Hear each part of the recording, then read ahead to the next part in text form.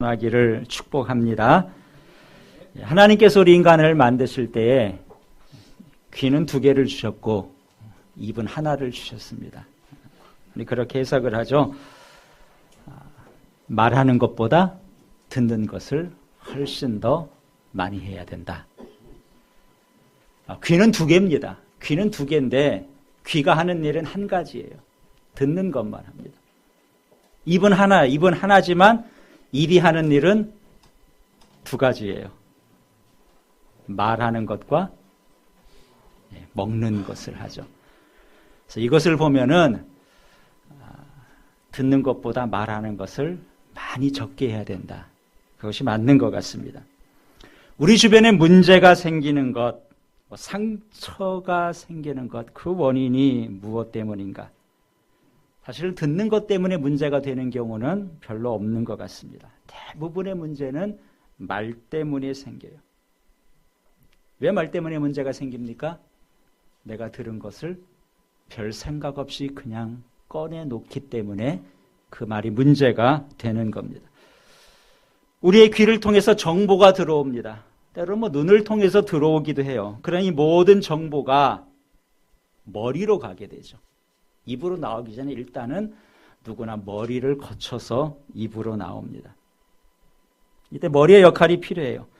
귀로 들어온 정보를 잘 해석을 해야 됩니다. 그래서 이게 잘못된 정보 같다 그러면은 거기서 좀 컨트롤을 해야죠. 내가 들어보니까 이 이야기는 좀 믿음이 없는 이야기 같다. 그러면은 믿음으로 좀 걸러내는 것이 필요합니다. 그래서 오늘 본문에도 보면은 말하기도 더디하고 성내는 것도 더디해라. 우리가 감정도 잘 절제해야 되고 특히 말할 때 조심하고 절제하는 것을 이야기하고 있습니다. 이스라엘 백성들이 가나안 땅을 가기 위해서 광야에 있을 때에 12명의 사람을 가나안 땅에 정탐꾼으로 보냈었죠. 12명이 40일 동안 가나안 땅을 정탐하고 돌아와서 그들이 본 것을 이야기합니다. 우리가 잘 아는 것처럼 그 중에 10명은 부정적인 보고서를 냈어요. 그들의 장대함, 그들이 아주 거인과 같은데 그들에 비하면 우리는 메뚜기와 같이 보잘것이 없다. 우리는 그 땅에 들어갈 수 없다 그래요. 좀 그들이 본 것이 그 객관적인 사실이라 할지라도 그것을 자기들이 보고 들었을 때 믿음으로 다시 한번 걸렀더라면 그렇게 표현하지 않았을 겁니다. 2명의 사람은 그렇게 하지 않아. 여호수아와 갈렙은 그렇지만 하나님이 우리와 함께 하신다. 하나님이 함께 하시니까 그들의 체격이 우리와 월등히 좋다 할지라도 그들은 우리의 밥이다. 그래서 자, 이 이야기가 이스라엘 모든 백성들에게 전달됐습니다. 그럼 이스라엘 백성들은 그 이야기를 들을 때 어떻게 반응해야 돼요? 비록 상황은 가나안 거민들이 강력하다 할지라도 믿음으로 한번 걸러야 되겠죠. 믿음으로 제 해석에서 받아들이고 긍정적으로 말을 했더라면 얼마나 좋았겠습니까? 근데 이스라엘 백성들이 이렇게 말했어요. 민수기 14장 2절에 보니까 이스라엘 자손이 다 모세와 아론을 원망하며 온 회중이 그들에게 이르되 우리가 애굽 땅에서 죽었거나 이 광야에서 죽었으면 좋을 뻔했다. 아주 말을 해도 참 못되게 했어요. 그렇죠? 온 백성이 그랬다. 우리가 이 광야에서 차라리 죽는 게 낫겠다. 하나님 뭐라 그러셨어요? 그래, 네가 원하는 대로 해줄게. 그래서 그 모아하는 사람들이 20살 이상, 미성년자는 제외하고 20살 이상은 여호수아와 갈렙 2사람을 빼고는 다 광야에서 그들이 말한 대로 죽게 되는 그런 비극이 있었습니다. 우리 성도는 말을 다스릴 줄 알아야 됩니다. 믿음으로 말해야 되고 긍정의 말을 해야 되고 칭찬의 말, 격려의 말을 할 수 있어야 되죠. 우리의 말이 부정적인 말, 공격적인 말, 상처를 주는 말 우리와 어울리지 않습니다. 오늘 성경에 보니까 우리의 언어 생활을 우리의 경건과 연관을 짓고 있어요. 26절에 뭐라고 말씀합니까? 누구든지 스스로 경건하다 생각하며 자기 혀를 재갈 물리지 아니하고 자기 마음을 속이면 이 사람의 경건은 헛것이다. 자, 스스로 생각하기를 나는 경건해, 이 정도면 난 괜찮은 성도야, 이렇게 생각을 하는 겁니다. 그러다 보니까 할 말이 많은 거예요. 다른 사람을 보고도 왜 저 사람은 저럴까 어떨까. 그래서 말을 막 합니다. 혀에 재갈을 물리지 않는 거예요. 그럼 과연 이 사람은 경건한 사람인가? 아니라는 거예요. 말을 절제하지 못하고 말을 조심하지 않으면 그 사람의 경건은 헛것이다. 경건하지 않은 사람이라는 거예요. 이 경건이 무엇인가요? 이 경건이라는 말은 하나님 앞에서 우리가 마땅히 갖춰야 될 말이나 태도. 하나님이 우리 눈에 보이지 않지만, 우리 주변에 사람밖에 보이지 않지만 우리는 하나님 앞에서 사는 사람, 하나님 살아계신 하나님이고요. 그럼 그 하나님 앞에 우리가 마땅히 보여야 될 태도도 있고 말도 있습니다. 대통령을 만났다. 대통령을 만나도 할 말은 해야죠.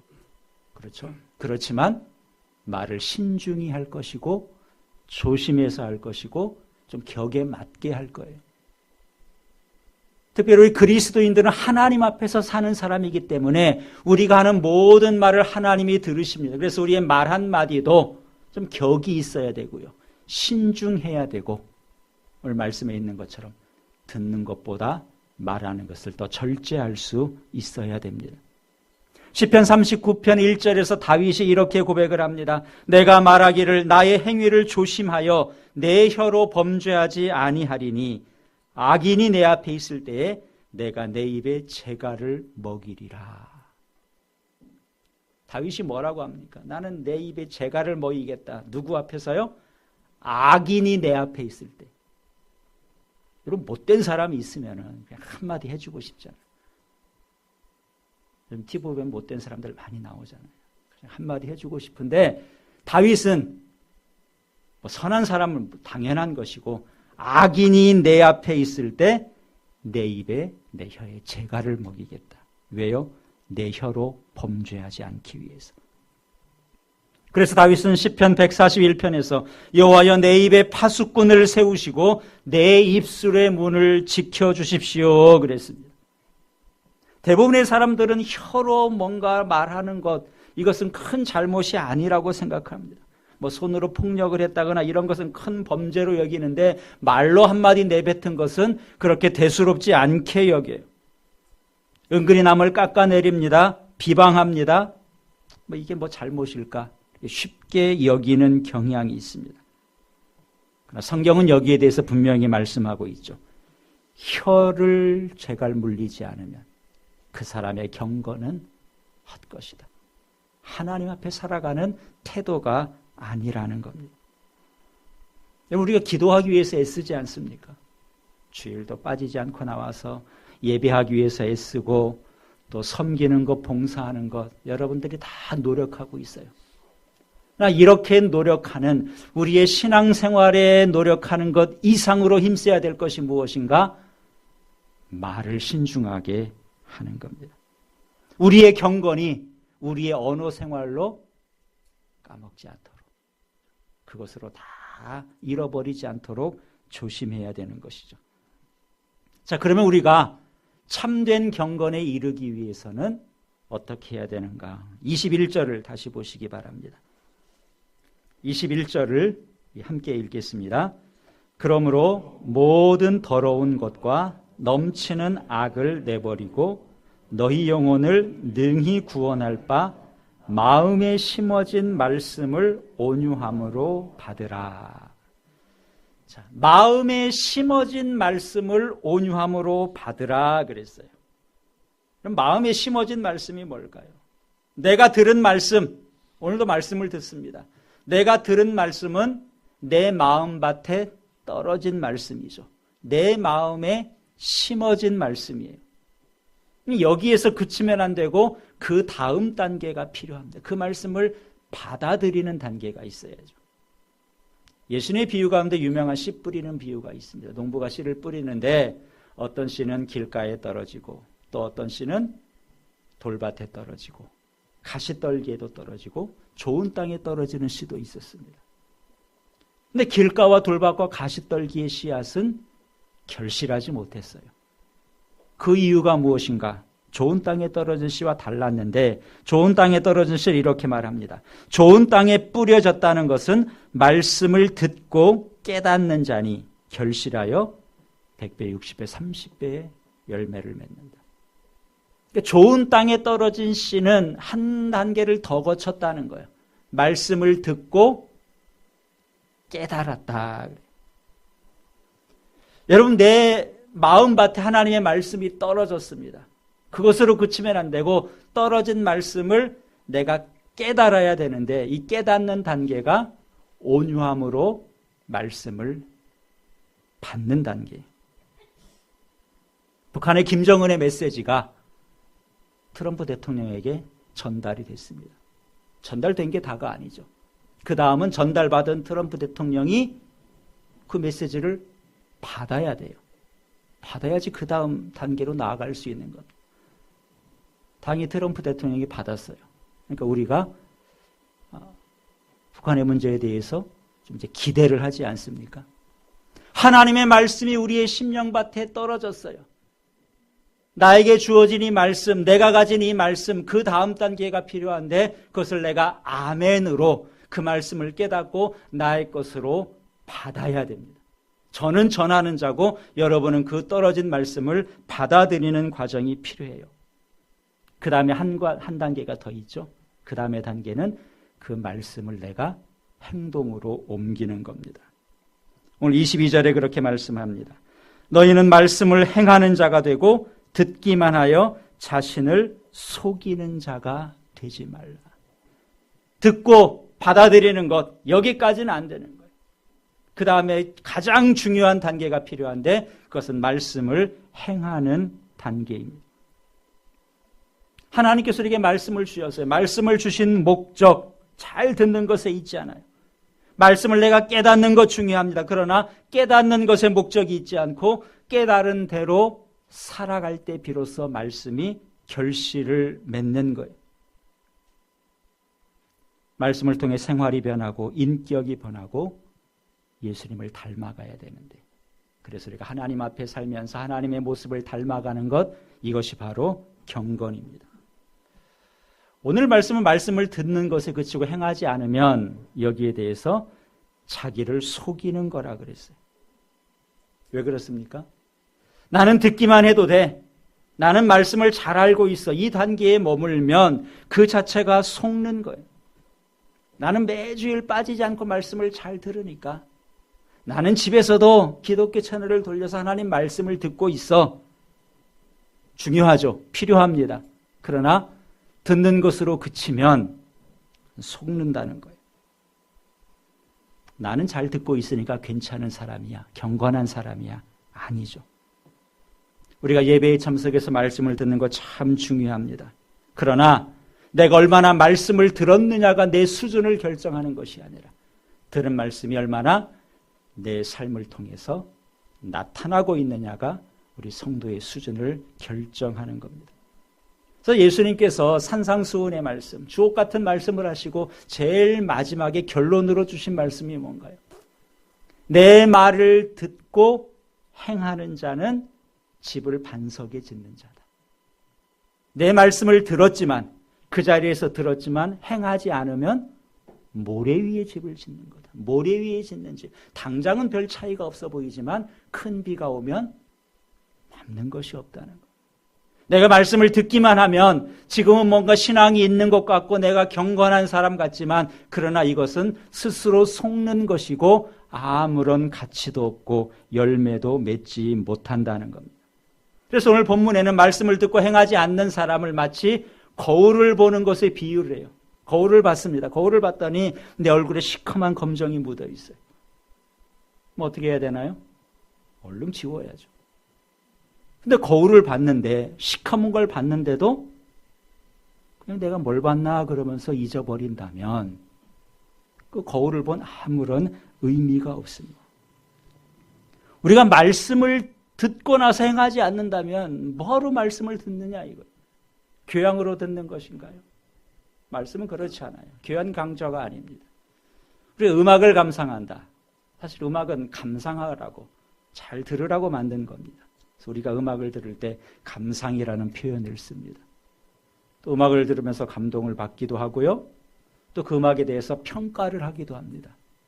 음악은 그럴 수 있어요. 말씀은 그렇지 않죠. 말씀은 감상하라고 주신 것도 아니고 평가하라고 주신 것도 아니고, 그것을 내가 입으로 내뱉기 전에 먼저 해야 될 것은 내 삶을 통해서 드러내는 것입니다. 말씀을 듣고 보니까 내 죄가 드러났어요. 그러면은 회개해야 되고 돌이켜야 돼요. 말씀을 듣고 나서 문제가 드러났는데도 그 모습을 고치지 않는다면 거울을 보고 나서 그냥 잊어버리는 것과 무슨 차이가 있겠느냐. 아무런 유익이 없다는 것이죠. 요한복음 8장에 보면은 사람들이 간음하다가 현장에서 붙잡힌 한 여자를 데리고 왔습니다. 미투 운동에서 드러난 게 아니라 현장에서 붙잡힌 거예요. 성경에 보면은 끌고 왔다 그랬습니다. 그 현장을 보고 사람들이 아주 감정이 격해졌겠죠. 막 옆에서 욕을 해대고 이런 사람은 죽어야 된다 그러면서 끌고 예수님께 왔습니다. 예수님께 이렇게 말했어요. 모세율법에는 이러한 사람을 돌로 치라고 했는데 어떻게 할까요? 예수님께 물어봤습니다. 이들이 말하는 것을 보면 우리가 한 가지 알 수 있는 게 있습니다. 이 사람들이 모세율법을 잘 알고 있는 사람이라는 거예요. 그렇지 않습니까? 구약 성경을 잘 알고 있는 사람들이기 때문에 이 가늠한 사람을 딱 보는 순간, 아, 저 사람은 이 성경에 의하면 돌로 치는 게 맞아. 그렇게 생각을 하고 예수님께 데리고 온 것. 그들이 가지고 있는 율법이라는 거울, 그들이 알고 있는 말씀의 거울로 비춰봤을 때 이 여인은 당연히 돌에 맞아 죽어야 될 분명한 죄를 진 여자. 예수님께 어떻게 할까요? 그래요. 예수님 뭐라고 하셨습니까? 누구든지 죄 없는 자가 먼저 돌로 쳐라. 돌로 치라는 건가요? 말라는 건가요? 어떻게 하라는 거예요? 치지 말라는 거예요? 치라 그랬잖아요. 그렇죠? 죄 없는 자가 먼저 쳐라 그랬으니까 예수님 말씀은 치라는 거예요. 예수님이 그 율법을 부정하지 않았습니다. 그래, 그 말씀 맞는 거야. 돌로 쳐. 그렇지만 죄 없는 자가 먼저 치라는 거. 무슨 의미겠습니까? 이 여인이 못된 짓을 한 것은 분명한 사실이에요. 이것을 본 사람이 흥분했고요, 정죄했고요, 법대로 처리하라고 했습니다. 맞아요. 그럴 수 있는데 한 가지 그들이 빼먹은 게 있습니다. 율법이라는 거울로 가늠한 여인은 선명하게 보고 정죄했는데 그 거울을 가지고 자기의 얼굴은 보지 않았다는 거죠. 예수님이 그 점을 지적한 거예요. 너도 한번 볼래? 누구든지 죄 없는 자가 먼저 쳐봐라. 돌을 던지기 전에 그 거울로 상대방을 비추기 전에 자기 모습을 먼저 비춰보라는 거예요.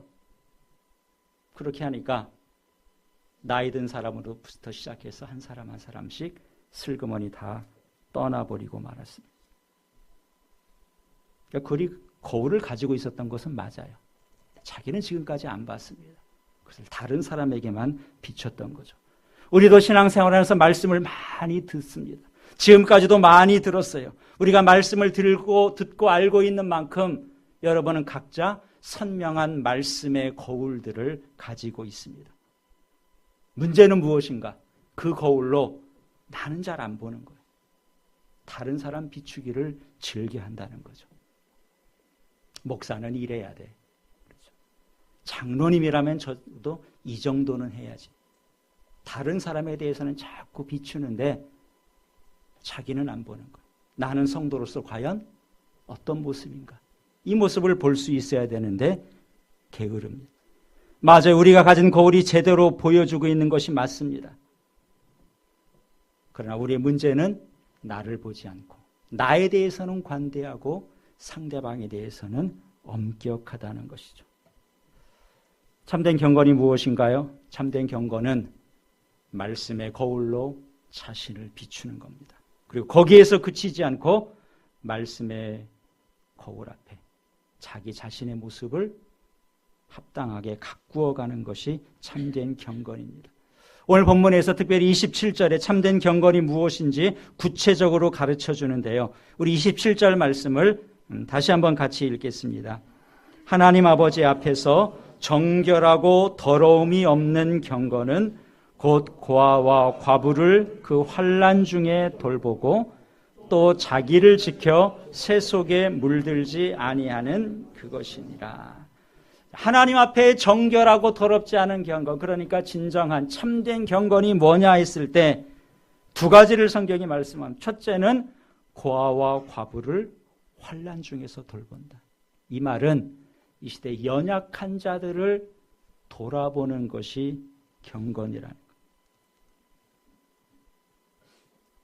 다른 사람을 보는데 선명한 거울로 그들을 정죄하기 위해서 보는 게 경건이 아니라 연약한 자들을 돌아보기 위해서 도와주기 위해서 볼 수 있는 것, 이것이 경건의 모습이라는 거죠. 이것이 예수님의 마음입니다.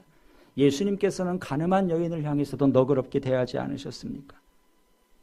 진정한 경건, 정말 경건한 사람은 다른 사람을 비판의 눈으로 보지 않고 따뜻하게 품어주는 이 마음을 가지고 있는 사람이라는 거예요.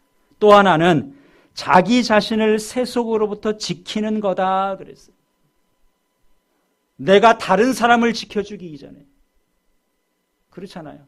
내가 가지고 있는 거울을 가지고 자꾸 다른 사람 비춰주면서 너 이거 닦아야지, 너 이거 왜 묻히고 다니냐. 다른 사람 챙기기 이전에 자기를 먼저 챙기는 것. 자기 자신을 지켜서 세속에 물들지 않는 것.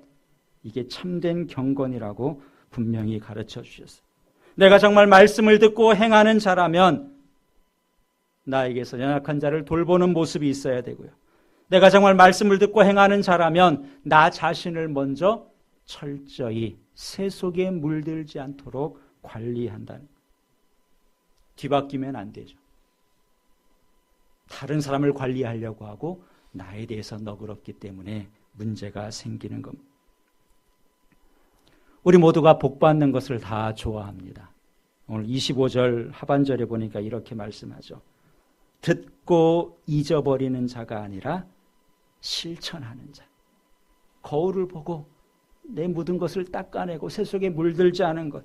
듣고 잊어버리는 자가 아니라 실천하는 자. 이 사람은 그 행하는 일에 어떻게 해요? 복을 받으리라. 우리가 어떻게 할 때 복을 받는가? 말씀을 듣고 잊어버리는 것이 아니라 말씀이 우리의 삶을 통해서 실천될 때 복이 있다. 이렇게 말씀을 하셨습니다. 누가복음 11장에 보면 한 여인이 예수님을 향해서 이렇게 외칩니다. 당신을 뵌 태와 당신을 먹인 젖이 복이 있습니다. 무슨 말인가요? 예수님의 어머니가 예수님을 잉태했죠. 그 예수님의 어머니가 예수님을 젖을 먹어서 키우지 않았겠어요? 그러니까 예수님의 어머니가 복되다. 왜 그렇게 말하는 건가요? 보니까 예수님이 참 훌륭해요. 능력도 많으시고 좋은 말씀도 잘 전하시고 예수님이 참 훌륭한 분이시니까 아유, 저런 아들을 둔 얼마나 복이 많을까. 맞죠? 그렇죠? 우리가 원하는 복 가운데 자식이 잘 되는 것, 그것처럼 부모에게 큰 복이 없습니다. 그래서 예수님을 향해서 당신의 어머니는 참 복도 많으십니다. 세상에 그처럼 복 많으신 분이 어디 있겠어요? 이렇게 말을 했더니 예수님께서 뭐라고 대답하셨냐면 예수께서 이르시되 오히려 하나님의 말씀을 듣고 지키는 자가 복이 있느니라. 예수님의 어머니보다 더 복된 자가 있다는 거예요. 그것이 무엇인가요? 말씀을 듣고 행하는 자가 예수님의 모친보다 더 그만큼 말씀을 듣고 행하는 것 사실 쉬운 일이 아닙니다. 그렇잖아요. 말씀대로 산다는 것, 말씀을 통해서 나를 비춰볼 때 얼마나 우리가 부족합니까? 그런 것들을 닦아내고 나 자신을 지켜서 새 속에 물들지 않도록 하는 게 결코 쉬운 작업은 아니에요. 그러나 예수님께서는 분명히 그것이 바로 복이다. 예수님의 어머니보다 더 복된 것이라 그랬습니다. 그렇습니다. 참된 경건은 말에 있지 않고 행함에 있습니다. 말씀대로 행하는 사람이 하는 일에 복을 받는 것. 오늘 이 말씀을 기억하시고 우리 모두가 진정으로 경건한 사람, 하나님 앞에서 복된 자로 살아가는 그런 귀한 은혜가 있기를 우리 주님의 이름으로 축원합니다. 기도하겠습니다.